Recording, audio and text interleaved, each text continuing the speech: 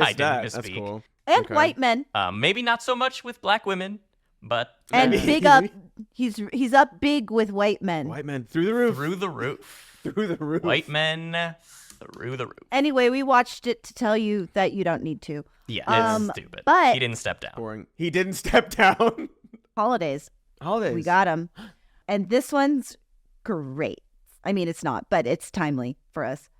Friday, August 9th, National Veep Day. Not the show, the position. Jonathan has included some interesting VP facts. 14 vice presidents have become president. Soon to be 16. We'll see. 5 of those ran for president after being VP and won. 8 became president after the death of a president. And the other is Gerald Ford, who's the only president never to have been elected to either VP or president and took the job after Nixon resigned. Now, Cool, is that Gary. unconstitutional? It was unconstitutional. In a sense, it seems like it. That's fewer vice presidents than one might assume or think. Yeah, sure. Congratulations to one of our future vice presidents, either the most normal man in America or local entourage fan, JT Vance.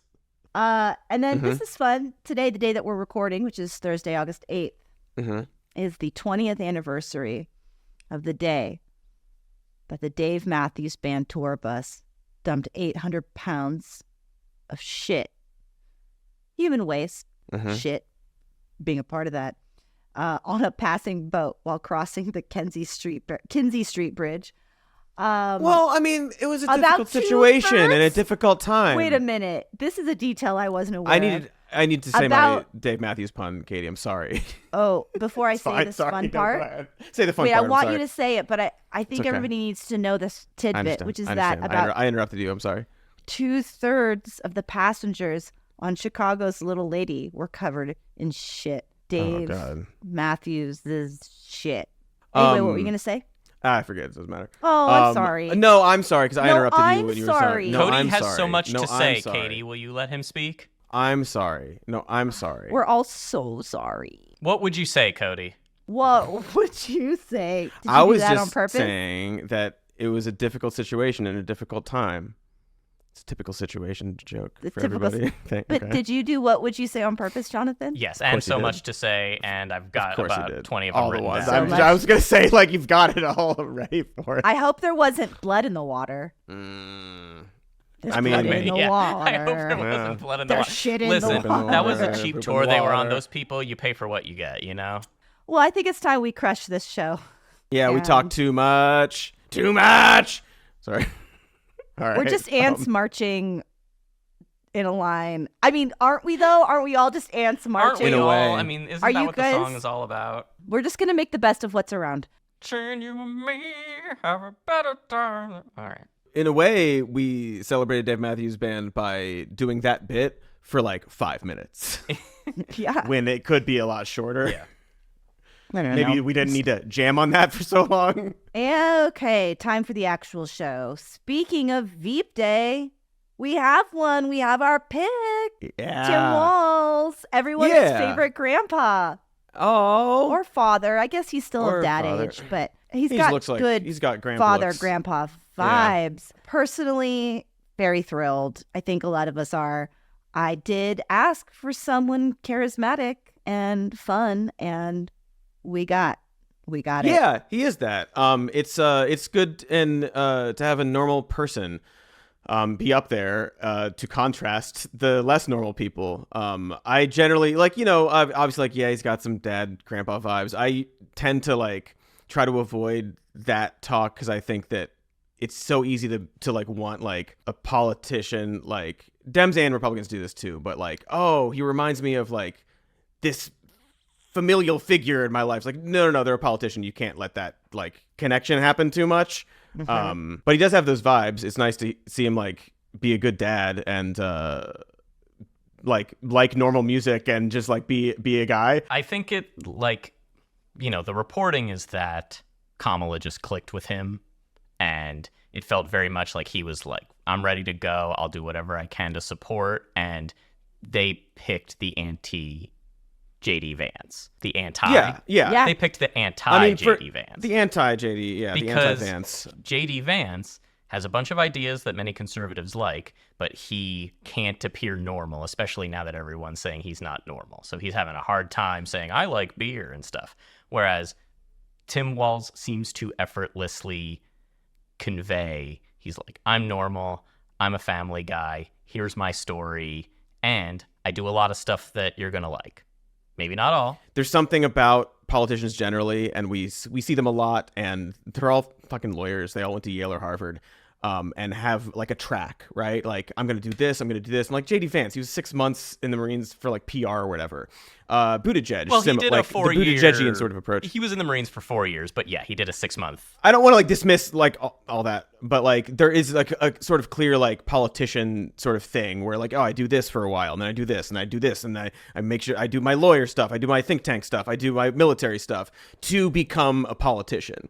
And from what I can gather, Walz was a guy, and he was a teacher, a family of teachers. All of his siblings, except for one, are teachers, married to teachers.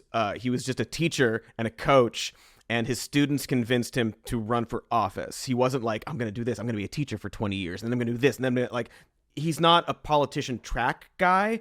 He also built tanning beds. I didn't know that. But like that, like he's just a normal guy who ended up doing these sort of things. And you know, he's not perfect, and I don't want to like lift him up as like, oh, save us, Grandpa, Dad, like, you know.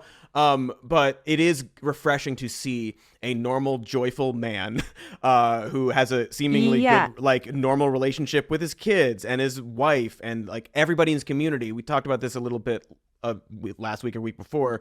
If you're a teacher and a coach, like, your job is to be normal and talk to everybody, not like, I'm going to schmooze with this person, I'm going to like be a Republican, or like, I think it's just, you have to have teachers and students and parents all trust and like you.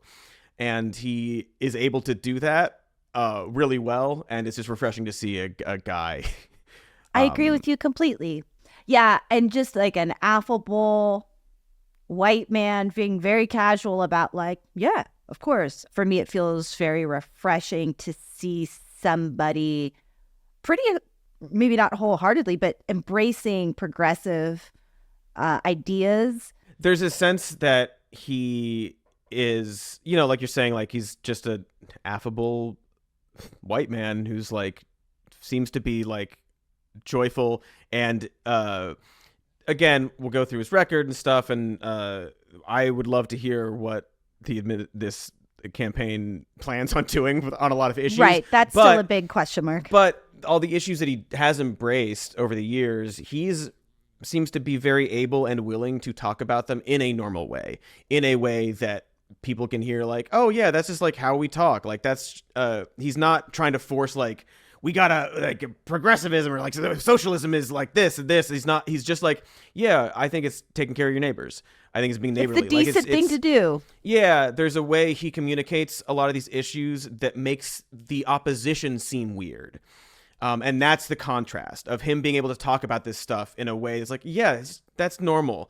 And then you see like JD Vance be asked like, what makes you smile? He's like, I'm mad about everything. Like, the contrast is very effective, conservatives hopefully. For years have been able to argue that they're the party of like common sense. Let's just do what the common sense thing is. The things that these wonks over on the other side want to do are like weird and convoluted. And Tim Walz is able to articulate those things and say, actually, it is common sense to feed the kids. Here's why, right? You know, the simplest thing, like, yeah, it's good for kids to be nourished.